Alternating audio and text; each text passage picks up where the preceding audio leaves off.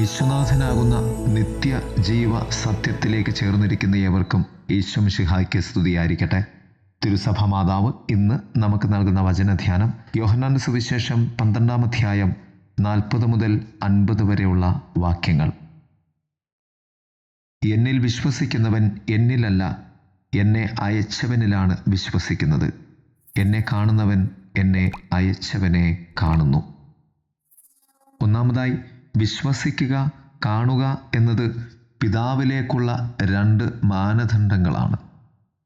യേശുനാഥൻ അരുൾ ചെയ്യുന്നത് ഈ 2 സത്യങ്ങളെക്കുറിച്ചാണ് ഈ വാക്യത്തിൽ. പിതാവിനെ നിനക്ക് വിശ്വസിക്കണമെങ്കിൽ നീ എന്നെ വിശ്വസിക്കാതെ തരമില്ല. പിതാവിനെ നിനക്ക് കാണണമെങ്കിൽ നീ എന്നെ കാണാതെയും തരമില്ല. യേശുനാഥൻ വെളിച്ചമാണ്. പിതാവായ ദൈവത്തിലേക്കുള്ള വിശ്വാസത്തിലേക്കും കാഴ്ചയിലേക്കുമുള്ള വെളിച്ചം. ലോകത്തിന് പിതാവിനെ കാണിച്ചു കൊടുക്കുവാനുള്ള വെളിച്ചമാണ് യേശുനാഥൻ. കർത്താവ് ഇവിടെ ചെയ്യുന്നത് എല്ലാവരെയും വിശ്വസിക്കാൻ ആഹ്വാനം ചെയ്യുകയാണ്. എല്ലാവരും ഈ വിശ്വാസത്തിലേക്ക് കടന്നു വരുവാൻ വേണ്ടി കർത്താവ് ആഗ്രഹിക്കുന്നു. 2, മനുഷ്യന് ചെയ്യാൻ സാധിക്കുന്നതാണ് യേശുവിൻ്റെ വാക്ക് കേൾക്കുക എന്നത്. എങ്കിൽ അത് പാലിക്കുവാൻ ദൈവ സഹായം ആവശ്യമാണ്.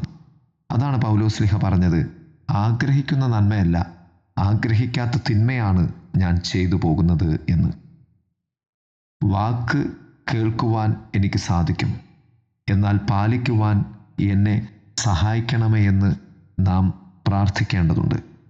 എന്നാൽ മനുഷ്യന് ചെയ്യുവാൻ സാധിക്കുന്ന നന്മ നാം ചെയ്യാതിരിക്കുമ്പോൾ അത് ശിക്ഷാവിധിയായി മാറും. മനുഷ്യന് ചെയ്യാൻ സാധിക്കുന്ന ഏറ്റവും വലിയ നന്മ കർത്താവിൻ്റെ വാക്ക് കേൾക്കുക എന്നതാണ്. വീണ്ടും യേശുനാഥൻ പറയും, എന്നെ നിരസിക്കുകയും എൻ്റെ വാക്കുകൾ തിരസ്കരിക്കുകയും ചെയ്യുന്നവന് ഒരു വിധി കർത്താവ് ഉണ്ട്. ഞാൻ പറഞ്ഞ വചനം തന്നെ അന്തിമനാളിൽ അവനെ വിധിക്കും എന്ന്. യേശുനാഥനെ നിരസിക്കുകയാണെങ്കിൽ യേശുവിൻ്റെ വാക്ക് നിനക്ക് ഉൾക്കൊള്ളുവാൻ സാധിക്കുകയില്ല. അതുകൊണ്ട് തന്നെ യേശുവിൻ്റെ വാക്ക് തിരസ്കരിക്കുന്നതിന് തുല്യമായി അത് മാറുന്നുണ്ട്. കർത്താവിൻ്റെ വാക്കുകൾ കർത്താവ് തന്നെയാണ് എന്ന സത്യം ഇവിടെ നിഴലിക്കുകയാണ്. ആകയാൽ വചനത്തിൽ നാം ക്രിസ്തുവിനെ അന്വേഷിക്കേണ്ടതുണ്ട്. 3, നിത്യജീവനാകുന്ന കൽപ്പന. എന്തെന്നാൽ ഞാൻ സ്വമേധയല്ല സംസാരിച്ചത്, എന്നെ അയച്ച പിതാവാണ് അതിന് കൽപ്പന നൽകുന്നത്. അവിടുത്തെ കൽപ്പന നിത്യജീവനാണ്. കർത്താവ് ഈ കൽപ്പനയിലേക്കാണ് നമ്മെ നയിക്കുന്നത്. നാം നിത്യജീവൻ്റെ അവകാശികളായി മാറുവാൻ ഉള്ള കൽപ്പന. 4 കാര്യങ്ങളാണ് പരമപ്രധാനം. 1, യേശുവിൽ വിശ്വസിക്കണം. 2, യേശുവിനെ കാണണം. 3, യേശുവിൻ്റെ വാക്കു കേൾക്കണം. 4, യേശുവിൻ്റെ വാക്ക് പാലിക്കണം.